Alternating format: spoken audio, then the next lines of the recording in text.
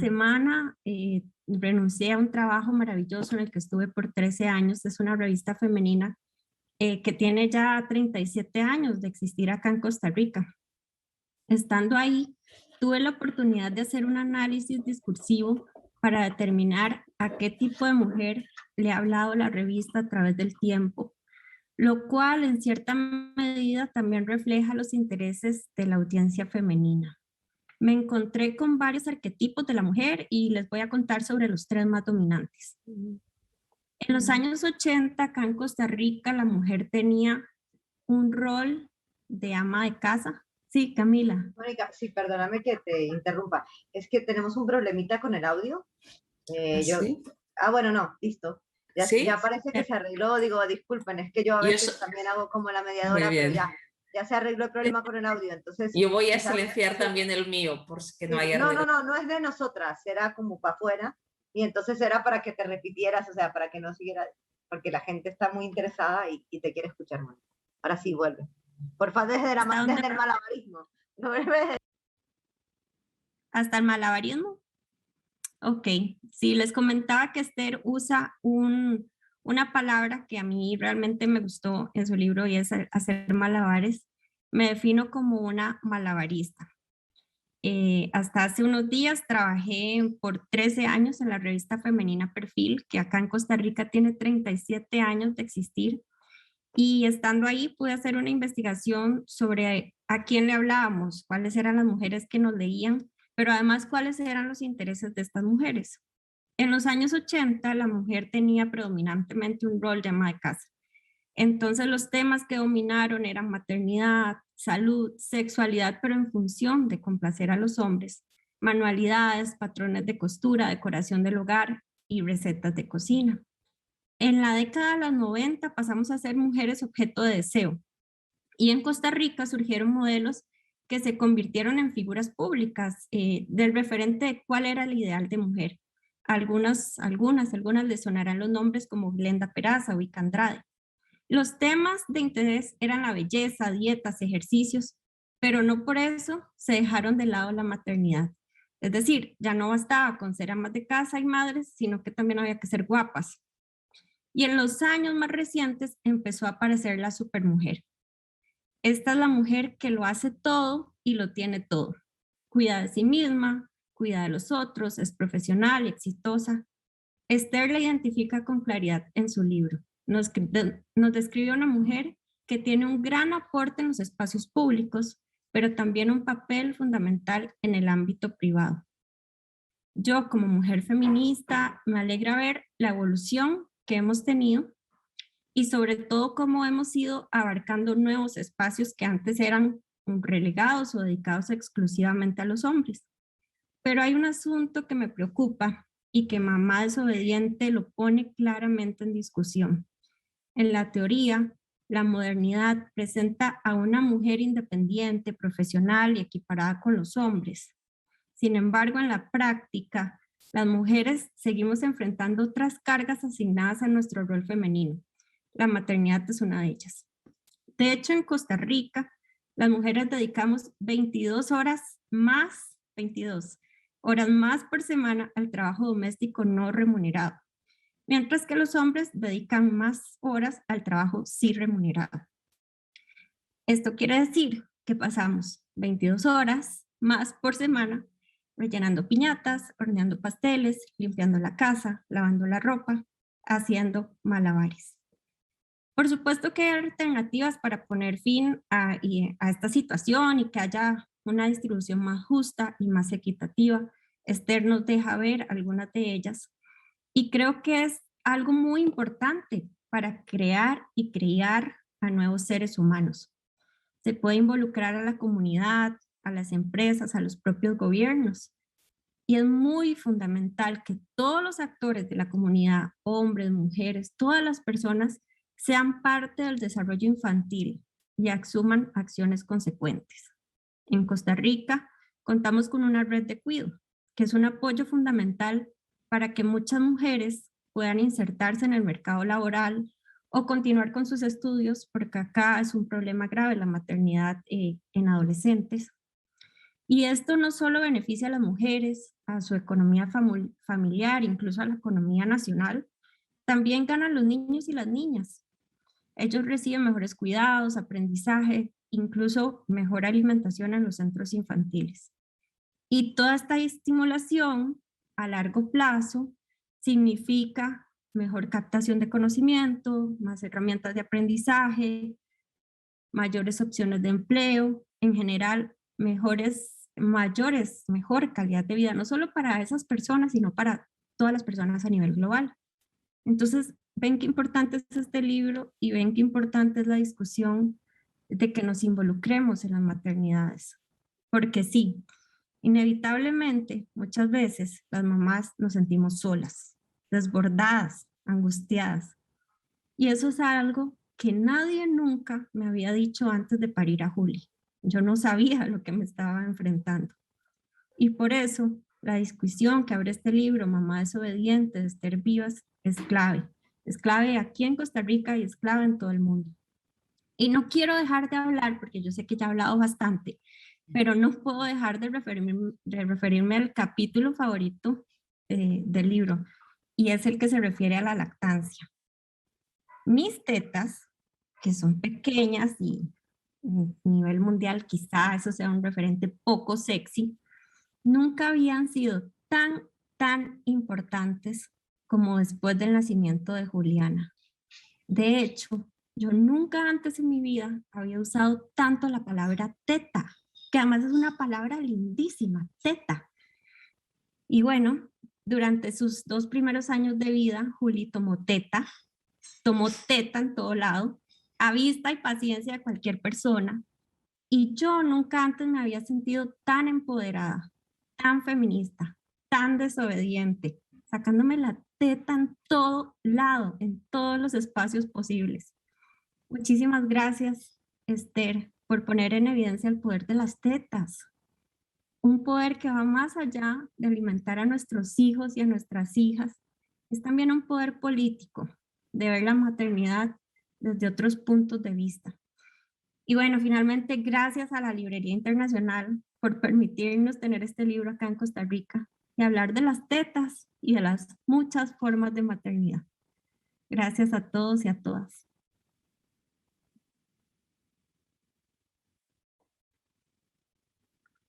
Bueno, Esther, entonces ahora te toca a ti, ¿Sí? contestarle las réplicas, hacerle Muy una bien. réplica a Mónica, más o menos. Muy bien. Bueno, me ha encantado esta presentación del libro, esta mirada desde tu experiencia personal. Yo escribí el libro Mamá desobediente a raíz de mi propia maternidad y en cierto modo a partir de un sentimiento de indignación, de quedarme embarazada, de buscar información sobre dónde dar a luz, cómo hacerlo, y entonces toparme con una realidad que es la violencia y la discriminación que atraviesa tan a menudo la experiencia materna. Y mi indignación surgió de cómo yo, que había participado y participaba en tantos movimientos sociales, feministas, nadie nunca me había hablado de ello. Como que la maternidad era un tema incómodo para el feminismo, era un tema incómodo para la izquierda. Y esto me llevó pues a ahondar sobre esta cuestión y a reflexionar sobre ella. Y en particular, hacer referencia, como tú bien decías, Mónica, a muchos temas vinculados a la maternidad que a menudo no se nombran, ¿no? Estas desigualdades en relación a las tareas de cuidado que básicamente asumimos las mujeres. Creo que es importante empezar a sacar del armario, del closet, muchos de los temas que son tabú cuando hablamos de la maternidad. Es decir, es muy incómodo hablar de tus problemas de infertilidad, si es que los tienes, o es muy doloroso nombrar todo este sentimiento desgarrador que puedes tener, ¿no? Que tienes cuando pierdes a tu criatura estando embarazada, o que poco se nombra la depresión postparto. Entonces, para mí era importante también poder hablar de todas estas cuestiones y hacerlo desde mi propia experiencia personal, y en el libro pues narro también mi propia experiencia entrelazada con reflexiones políticas, sociales, históricas, testimonios de otras mujeres, pero hablo de mis problemas de infertilidad, cómo tardé 4 años en quedarme embarazada de mi hijo y después de someterme a distintos tratamientos de reproducción asistida, pues lo logré, de las contradicciones que esto también implica siendo una mujer feminista, dejar tu fertilidad en manos de lo que es la reproducción asistida. También en el libro pues hablo de cuando perdí a mi segunda hija estando embarazada y tuve que abortar debido a una malformación genética que ella sufría, incompatible con la vida, y de la dureza y el dolor que hay allí, y como tantísimas mujeres transitan esta experiencia, pero en cambio como que no se nombra porque es un tema que incomoda, y es un dolor poco reconocido y es un duelo muchas veces no aceptado por la sociedad, porque la sociedad espera que tú como mujer embarazada vas a dar a luz a un bebé vivo, y esto en un 20% de los casos no sucede, ¿no? Hay un 20% de abortos no deseados a lo largo de la gestación, en particular en el primer trimestre. Entonces creía que era importante hablar de todos estos temas, y hacerlo pues desde mi mirada, desde mi experiencia. Yo nunca pensé que el libro tuviese el eco que ha tenido en América Latina, entonces es un libro, y creo que es importante también decirlo, que está escrito desde el privilegio de una mujer blanca de clase media que vive en Europa, y creo que es importante también, cuando este libro se lee en otros países de América Latina, pues entender que cada país tiene un contexto determinado y distinto. Y yo creo que yo hablo de la maternidad desobediente desde mi experiencia y mi contexto, y creo que debemos de apelar a esta maternidad insumisa, rebelde, feminista en cada una de las distintas partes del continente latinoamericano, con sus propias idiosincrasias, ¿no? Por este motivo en el libro también me gusta hablar de la maternidad desde una perspectiva interseccional, entendiendo que la maternidad no solo viene atravesada y condicionada por una cuestión de género, es decir, se invisibiliza la maternidad, se le da poco valor, se considera que las mamás somos las únicas cuidadoras y lo tenemos que hacer de una manera gratuita, sin quejarnos, y esto se impone porque somos mujeres, pero al mismo tiempo la maternidad también viene atravesada por desigualdades de clase social y de raza, y si tú eres una mujer con pocos recursos económicos, pobre, indígena, negra, vas a tener muchas más dificultades en tu maternidad que si eres una mujer de clase media blanca. Y creo que estos elementos es importante tenerlos en cuenta cuando miramos a la maternidad, ¿no? La violencia a menudo no nos atraviesa igual en la maternidad a todas las mujeres, y esta violencia, este abuso, esta discriminación también viene determinada por cuestiones de clase y de raza. Y bueno, y para terminar mi retorno, ¿no?, a esta mirada tan bonita, ¿no?, que ha planteado Mónica, que realmente me ha emocionado un montón, hablar un poco de lo que hacía referencia de la lactancia. Yo en el libro pues está dividido como en 3 grandes bloques, uno de maternidad, otro de parto y otro de lactancia, porque el libro, claro, lo escribí durante 3 años, durante los 3 primeros años de vida de mi criatura, porque claro, cuidar, criar, trabajar y escribir es como bastante complicado, entonces tardé bastante tiempo, y por eso en el libro un poco relato lo que son esta primera etapa de la maternidad, ¿no?, acompañando a la primera infancia. Y la lactancia en mi experiencia fue un elemento muy importante. Yo di el pecho hasta casi los 3 años de vida de mi criatura. Hasta casi los 3 años pues él amamantó, mi hijo Martí, que cito en el libro, y para mí lo importante era reivindicar también la perspectiva feminista de la lactancia materna, y siempre señalando que no se trata de entrar a juzgar a ninguna mamá en su modelo de crianza, de parto, de lactancia, porque hacemos lo que podemos cuando somos madres, y hacemos lo que podemos en un contexto que está en contra de esta experiencia materna, que está en contra del parto respetado, de una lactancia materna satisfactoria. Por lo tanto, no se trata de juzgar a ninguna madre, pero sí dar valor a la capacidad biológica que tenemos las mujeres de gestar, de parir y amamantar. Y no se trata de idealizar esta experiencia, porque como digo, no eres mejor madre si amamantas que si das el biberón, no eres mejor madre si pares de manera natural que si te hace una cesárea, ¿no? No se trata de esto, pero sí reconocer y visibilizar el valor de estas prácticas. Porque yo creo que nos han robado el parto, la lactancia, el patriarcado y el capitalismo se ha apropiado de estas experiencias de un modo retrógrado, y creo que hay que reivindicarlas en clave feminista, y de aquí que en el último apartado pues analice la maternidad, ¿no?, desde esta necesaria, creo yo, perspectiva feminista y también ecologista, señalando los intereses que hay detrás del negocio del biberón, como en definitiva también los intereses de las grandes empresas de la agroindustria, básicamente no solo hacen negocio con la alimentación de los adultos, sino con la alimentación incluso de los más pequeños. Entonces también en el libro miro a la maternidad desde la perspectiva de la soberanía alimentaria y señalo cómo la lactancia materna es el primer acto de soberanía que podemos hacer como bebés, ¿no? Tener acceso al alimento más local, kilómetro cero, más saludable para la criatura, que no tiene un impacto medioambiental negativo, y a la vez como mujeres tenemos esta capacidad de amamantar, ¿no? De ser soberanas sobre nuestro cuerpo y de poder decidir sobre el mismo. Y como digo, no se trata de entrar a juzgar si una madre da el pecho o da el biberón, pero sí señalar, ¿no? Esta capacidad que las mujeres tenemos de poder decidir sobre nuestro cuerpo y de amamantar a nuestra criatura si así lo deseamos y así queremos. Y un poco esta sería mi reflexión a partir de las lindas palabras de Mónica. Así que muchas gracias, Mónica. Con mucho gusto, no, gracias por la obra. Muy buen libro. Gracias. Ok, bueno, yo voy a colgarme un poco de lo que dijo Mónica, de lo que dijiste vos, y pensando un poco también en mi propia experiencia de maternidad, que por supuesto es muy distinta, o sea, y esa es una de las cosas que hay que, digamos, que hay que nombrar, es que no hay dos iguales ni siquiera para las que tienen más de un hijo, digo, nosotras somos, todas tenemos solo un hijo, pero digamos, aún así, bueno, yo en este momento estoy esperando que Martí crezca para que Esther escriba sobre tener un hijo adolescente, porque es toda una cuestión compleja, adolescente y pandémica, ¿verdad? De la generación pandemia, es mi hija. Entonces, es todo un tema. Y la relación, digamos, como que se reescribe cuando se pasan ciertos umbrales, ¿verdad? Donde hay que independizarse y hay que distanciarse y hay que encontrarse de una manera distinta. Pero bueno, hablando un poco de lo que ustedes decían, ¿verdad? Y de las tetas y de todo esto y de, ¿verdad? Y como lo decía Mónica y como lo retomaste tú, y yo decía, bueno, quizás es que nunca nadie las había deseado tanto como Luciana, digo, que por suerte no me está escuchando, porque a los 16 años, que tu madre diga eso, digamos, vomitaría en arco la pobre. Pero bueno, nadie ha deseado mis tetas ¿verdad? Con una mayor vehemencia que mi hija durante sus primeros meses y años, ¿verdad?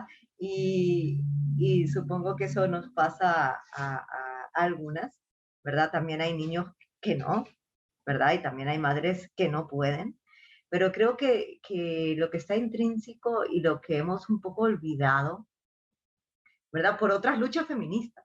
O sea, incluso por hablar de que la maternidad tiene que ser una elección, ¿verdad? De que tenemos que hacernos cargo de nuestro propio cuerpo, y hemos olvidado darle ese lugar al deseo, ¿verdad?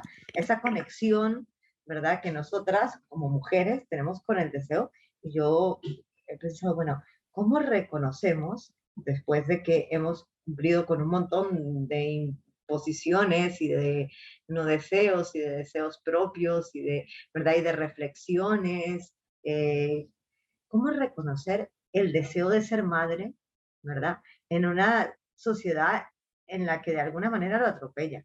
Y luego, ¿cómo ir reconociendo los otros deseos, ya sea que vayan hacia el lado de la lactancia, ¿verdad? Como fue en nuestro caso, o hacia el lado contrario y poder defender, no, es que a mí no me place. O sea, no solo no puedo, sino no me place. Necesito un biberón para hacer, ¿verdad? Para criar a este niño, ¿verdad? O, bueno, o yo le contaba un día de estos en una reunión, yo tuve una cesárea electiva, no por motivos de salud físico, sino era mi manera de parir, digamos. Necesitaba tener esa posibilidad. Por suerte pude, o sea, por suerte pertenezco a esa parte del privilegio, pero por mucho tiempo, digamos, me escondí en la creencia de la gente de, claro, como eres tan finita, seguro no te daba, digamos, las caderas y por eso te hicieron la cesárea. Y eso me hacía sentir más cómoda que decir, no, mira, yo lo elegí. O sea, y creo que en los distintos, ¿verdad? Estadios de nuestras maternidades, desde el momento de decir, bueno, quiero tener un hijo y estoy dispuesta a tenerlo, ¿verdad? Hasta luego, bueno, con este tipo sí o con este tipo no, o haciéndome una fertilización in vitro o adoptando, ¿verdad? O dando de mamar, pariendo de esta forma o pariendo de esta otra forma, dando de mamar o no dando de mamar. O sea, creo que el deseo, ¿verdad? Es un tema que atraviesa el libro, que atraviesa la maternidad, pero que muchas veces en la práctica, ¿verdad? E incluso en nuestra práctica desde el feminismo, lo vamos relegando. Entonces yo quería como abrirte el espacio para ver que reflexionaras al respecto en esta primera intervención. Bueno, colocas un tema que no es fácil encima de la mesa, porque como tú bien dices, el deseo de ser madre viene muy condicionada por una sociedad y un sistema patriarcal que nos impone ser madre y que desde pequeñas, ¿no?, asumimos como un relato que para ser mujer tienes que ser madre. Y esto en particular afectó en mayor medida a la generación de mujeres que nos precedieron.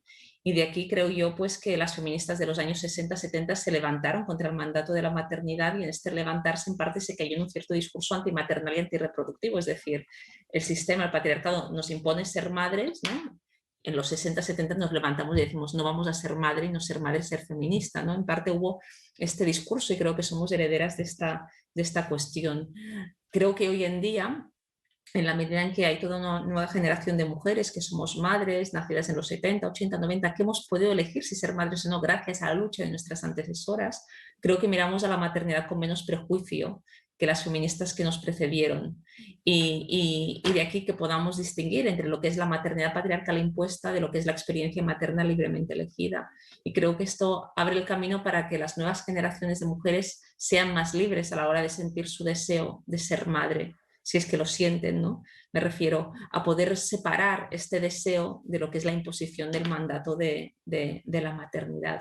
Y evidentemente, pues cada mujer tendrá su propia experiencia, ¿no?, en relación a este deseo de querer ser madre o no quererlo. Pero para mí yo creo que hoy en día cada vez más nos enfrentamos a la problemática de que a veces el deseo de ser madre no se puede cumplir por condicionantes también socioeconómicos.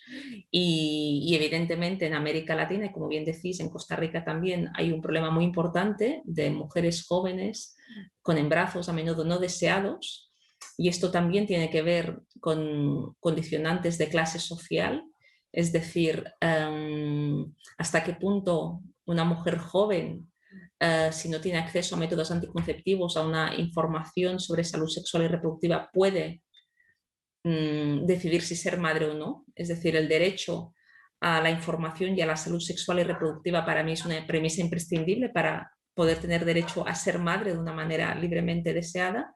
Pero cada vez más también en un contexto de crisis socioeconómica nos encontramos, y en particular en ciertos sectores de mujeres de determinadas clases sociales, tal vez más de clase media, que posponen la maternidad esperando conseguir una estabilidad social y económica y laboral determinada que nunca llega, y cuando entonces finalmente dicen pues voy a ser madre porque tengo 35, 36, 37 o tal vez 38, 39 años, entonces el problema es que no te quedas embarazada porque chocas con problemas de infertilidad relacionados con la edad, ¿no? Y entonces este deseo choca con unos condicionantes socioeconómicos fruto de un sistema capitalista que nos obliga a posponer la maternidad a veces hasta que cuando intentamos serlo no podemos, ¿no? Y entonces este deseo pues queda frustrado y con todo el dolor que esto implica, ¿no?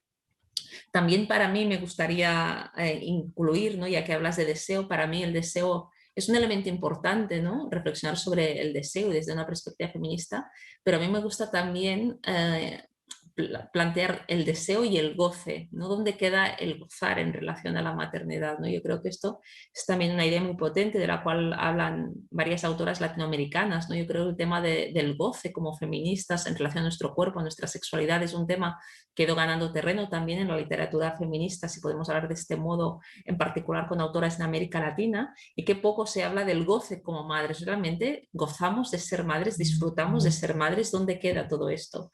Y creo que este sistema patriarcal y capitalista muchas veces nos impide gozar de la maternidad, ¿no? Porque nos imponen un modelo de maternidad abnegada, sacrificada, como apuntaba Mónica, y al mismo tiempo hoy en día tenemos que ser la superwoman que llega a todo, nos miramos en el espejo de la maternidad que no nos representa, y entonces el problema es que tenemos una experiencia materna en la cual pensamos que no somos buenas madres, que no lo hacemos bien porque nos miramos en el espejo de la maternidad que no nos representa, y entonces no gozamos de la maternidad, sufrimos la maternidad, ¿no? Y por eso hay madres que dicen, es que yo no querría ser madre tal vez otra vez, ¿no? Y es lógico, porque ¿de qué maternidad hablamos en esta sociedad, en este sistema patriarcal y capitalista? Creo que también es interesante dónde queda el goce, el placer en la maternidad, y no solo en relación a las expectativas que tenemos, sino también la experiencia en relación a nuestro cuerpo. Podemos gozar del parto, podemos gozar de la lactancia en un sistema que da la espalda al parto respetado, y convierte la violencia obstétrica como algo estructural de la atención sanitaria al parto. ¿Es posible gozar en este contexto o nos imponen el dolor y la violencia en lo que debería ser una experiencia llena de placer? Y lo mismo con la lactancia. Podemos gozar de la lactancia materna cuando tenemos unas licencias de maternidad ridículas, supeditadas al mercado laboral. ¿Dónde queda el goce y el placer entonces, ¿no? Entonces me parece interesante vincular el deseo con el goce. También, antes de darle, le toca a Mónica, pero antes de darle la palabra a Mónica para hablar, voy a darle la palabra a Sofía, que es una de las chicas que está conectada y que tiene dos preguntas, o una pregunta que tiene dos partes. Una, ¿verdad? ¿Quién gana con quien tengamos una narración tan unificada? O sea, ¿por qué hacen falta narraciones diversas, ¿verdad? Y desromantizadas de la maternidad. Esa es la primera parte.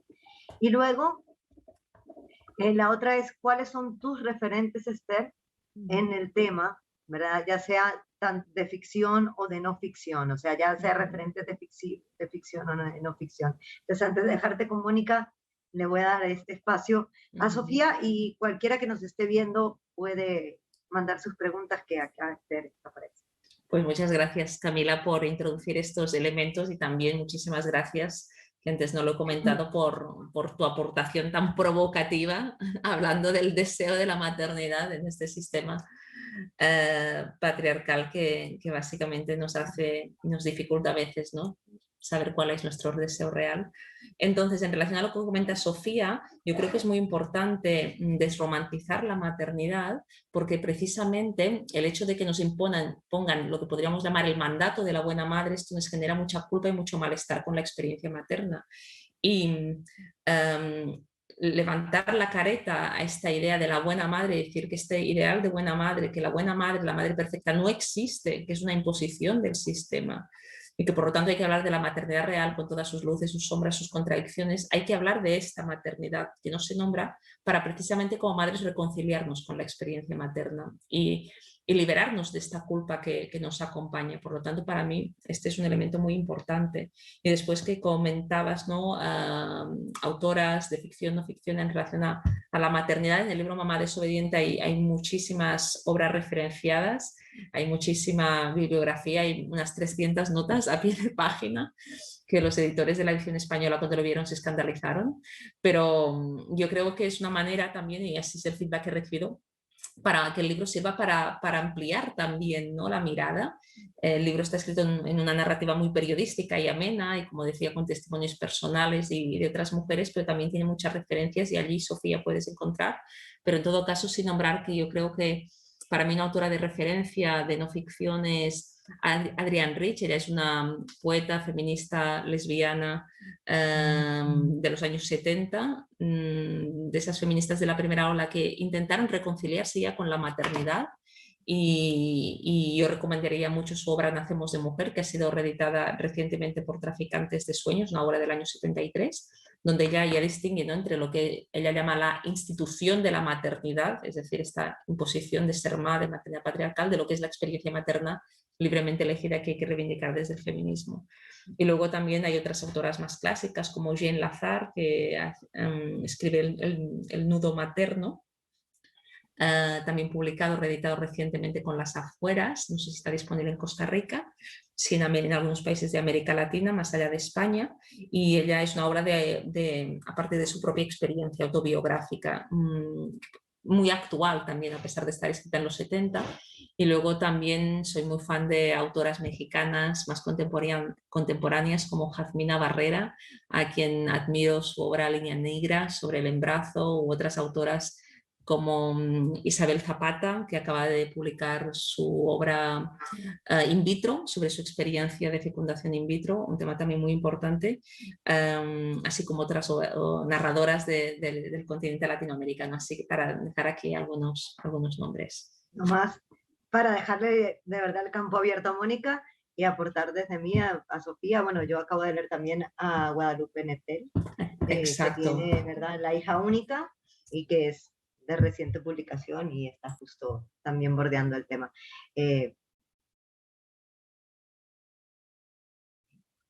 Listo, estaba silenciada. Quería retomar algunas ideas que por ahí lanzó Camila, y es la importancia de no juzgar, y que me parece que, Esther, vos lo haces de una forma muy maravillosa, pero también tu profesión es un libro muy rico en datos, en investigación, y a pesar de que nos contás tus historias, en no juzgar las otras versiones o las otras elecciones. Y como dijo Camila, ella eligió su manera de parir por las circunstancias que sean, que no las tiene que explicar a nadie. Otras mujeres deciden no dar teta, otras queremos dar teta lo máximo posible. Algunas queremos que nuestros hijos o hijas duerman con nosotros hasta que ellos decidan salir de sus camas, y otros dicen desde la noche 1 mi bebé va a dormir en su cuna. Son elecciones y todas son válidas. Con el tema de la maternidad nos topamos que nos juzgan incluso personas que no han pasado por una experiencia similar.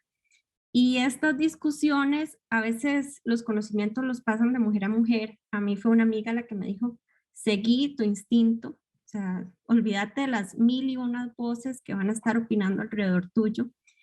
Pero qué lindo que esos consejos que a veces nos daban amigas, nos daba la mamá, la suegra, qué lindo ahora tenerlos en este libro, y que sea como un inicio de una discusión importante, valiosa, que las mamás, futuras mamás, o las que ya estamos ahí, necesitamos. Y como lo decían en la pregunta de Sofía, me parece que no sea desde la maternidad idealizada, sino desde algo más aterrizado en nuestro real día a día, pero sin juzgar, porque no sabemos la realidad de cada una de las mujeres. Entonces, eso es lo que destaco mucho de esta obra. Ponernos ahí la discusión sobre la mesa en Costa Rica, de verdad nos hacía falta un libro desde esta óptica, y no de una maternidad romántica donde la lactancia es maravillosa, o lo vemos en la publicidad, esas fotos divinas de esa, donde no hay caos, donde no hay desórdenes de figuritas de Paw Patrol en el piso. Ahorita mi esposo casi se cae aquí atrás y yo qué congoja, pero es porque estamos en un caos, y eso también es la maternidad, de ese caos. No sé si Esther quiere agregar algo. Bueno, si queréis muy breve, sí, yo creo que es muy importante decir esto que has nombrado, Mónica, que ser madre es equivocarse, es fracasar, es no llegar a todo, es no poder más. Esto es ser madre, esto es ser una buena madre. Cuando nos dicen que tenemos que ser mamás perfectas, esto no existe, y hay que decirlo, y decirlo fuerte, porque muchas mamás se sienten culpables por no llegar a ser esa mamá ideal que nos dicen que tenemos que ser, y esa mamá ideal no existe. Entonces creo que esto es muy importante, y también en relación a lo de no juzgar, creo que es esencial, porque cada una tenemos nuestra mochila personal, cada una tenemos un contexto socioeconómico distinto que nos lleva a tomar decisiones diferentes, y por lo tanto no somos nadie para juzgar la experiencia de otra mujer y de otra mamá. Hay que tener en cuenta que el contexto socioeconómico también determina mucho a veces nuestra experiencia de maternidad, y por lo tanto es importante ser capaces de empatizar y ponernos en el lugar de la otra, y por eso yo a menudo digo que la maternidad necesita más sororidad, más apoyo mutuo y menos juicio. Como madres tenemos que apoyarnos, porque nos van a juzgar siempre. Te van a juzgar si das la teta, te van a juzgar si das el biberón, te van a juzgar si duermes con tu criatura o si la pones a dormir en su cama, te van a juzgar si la tienes en casa o si la llevas a jardín de infancia, porque nos juzgan por ser mujeres y nos juzgan en este sistema patriarcal por eso, por el hecho de ser mujeres, y por lo tanto más sororidad, más apoyo mutuo y menos juicio, como tú también apuntabas, Mónica. Ok, entonces un poco, bueno, para resumir, digamos que no hay que desobedecer a todos, sino que realmente, digamos, quizás entre nosotras tendríamos, no sé si que obedecernos, sino por lo menos escucharnos o tendernos una mano, o esa idea de que para criar se necesita una tribu, por lo menos una tribu de pares. Quizás esa sí subyace en el libro. Y la última pregunta, porque bueno, ya casi se nos comió el tema, la charla, tenía que ver justamente porque, bueno, vos estás en una realidad que es la española, el libro que llegó a Costa Rica y que tenemos acceso, digamos, ahora en las librerías internacionales y que se está leyendo en clubes de lectura, y es bastante accesible también, así que cuando lo compren y si quieren entrar en contacto o participar de este debate también se puede. Un poco yo estaba pensando, bueno, es que en esos países existen maternidades que aquí recién, digamos, bueno, relativamente recién, se están descubriendo. O sea, tanto, ¿verdad? Gracias a la fertilización in vitro, que en España hace un montón que tiene arraigo, ¿verdad? Entonces, el tener un hijo deseado por medio de la fertilización, una mujer sola puede acceder a ello, o una pareja de dos mamás, ¿verdad? En Argentina, pues también se puede hacer adopción, ¿verdad? En familias homoparentales o con madres trans. Digamos, en Costa Rica todavía en ese sentido, apenas, ¿verdad? Digo, en Costa Rica, digamos, no nos dejaban decidir ni sobre el aborto, ni sobre el FIP. Hasta hace muy poco ambas cosas estaban legalizadas para el lado de lo prohibido. Entonces, un poco que nos cuentes esa experiencia desde el más allá, desde un futuro, digamos, desde la diferencia horaria, ¿verdad? En años que nos lleváis. Sí, bueno, por un lado es cierto, ¿no? Que seguramente en temas de igualdad, tal vez, o en otras cuestiones hay diferencias significativas. Pero a pesar de esto, también aún quedan muchos elementos y derechos por ganar aquí, es decir, en función de dónde vivas, en España, por ejemplo, a pesar que hasta las 20 y pocas semanas de gestación tú puedes abortar, si vives en una zona más rural, depende de dónde te encuentras, no te van a permitir este derecho al aborto porque te encuentras con médicos, médicas que hacen lo que se llama objeción de conciencia y no te permiten abortar, y entonces tienes que ir a centenares, miles de kilómetros para tener tu derecho al aborto garantizado, por ejemplo. Un derecho al aborto, como digo, está limitado hasta las 20 semanas, si no me equivoco, o incluso menos, bueno, hasta las pocas semanas de gestación. Entonces aquí hay un problema.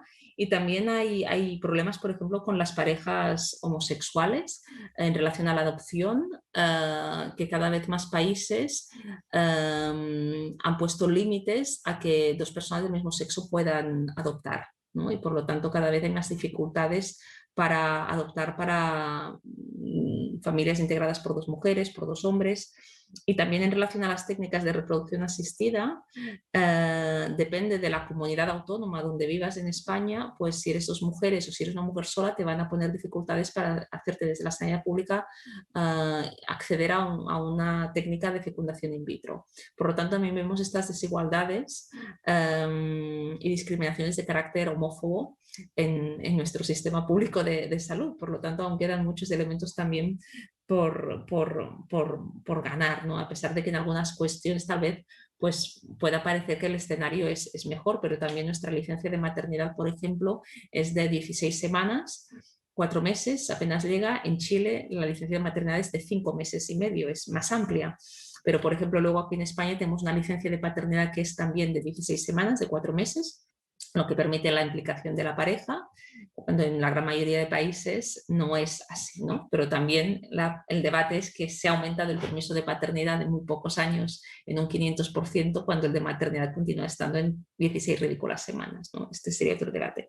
Y solo para acabar respondiéndote, Camila, cuando hablamos de la maternidad, ¿no? Cuando hablábamos de que para poder criar necesitas una tribu, ¿no? Una red de apoyo, creo que es muy importante mirar la maternidad desde una perspectiva colectiva y también desde una perspectiva, incluso podríamos llamar desfeminizar, ¿no? Desfeminizar el cuidado y desindividualizar la maternidad. Es decir, al final cuidar, criar debería ser una cuestión que nos implicara a todos, mujeres y hombres, porque estamos hablando de acompañar y de cuidar de la salud física y mental de niños y niñas que van a ser los adultos del día de mañana, de criaturas que van a ser de niños que van a ser los adultos del día de mañana, y por lo tanto cuando hablamos de la responsabilidad del cuidado no debería ser una responsabilidad individual de la mujer madre, sino una responsabilidad de la familia, de la pareja si lo hay, pero incluso más allá de toda la sociedad, ¿no? Yo creo que esto es un elemento también importante, esta idea de que el cuidar, el criar y el maternar debe de ser algo colectivo.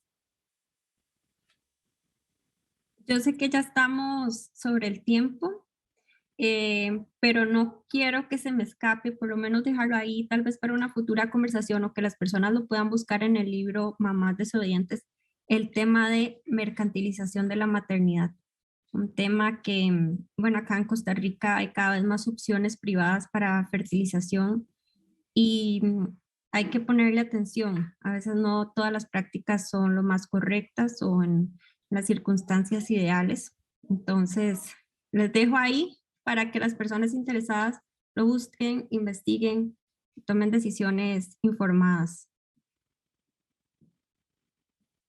Y quizás entonces, como ya toca cerrar, un abrazo a Mónica y darte la bienvenida, Esther, a vos, aunque sea virtualmente, y a tu libro sí presencialmente en las librerías internacionales de Costa Rica, ¿verdad? Las puertas abiertas y las pantallas abiertas, por lo menos de momento, para continuar en este debate y replanteándonos y repreguntándonos y acompañándonos, aunque sea desde la palabra, ¿verdad? Porque menuda faena en la que nos metimos, ¿verdad? Pues muchísimas gracias, Mónica, Camila, por vuestras reflexiones en torno al libro Mamá Desobediente, y espero que la obra pueda llegar a muchas mujeres, también hombres, porque la maternidad, como decía, nos implica a todas, y el libro puede ser un espacio donde encontrar apoyo, sororidad, ¿no?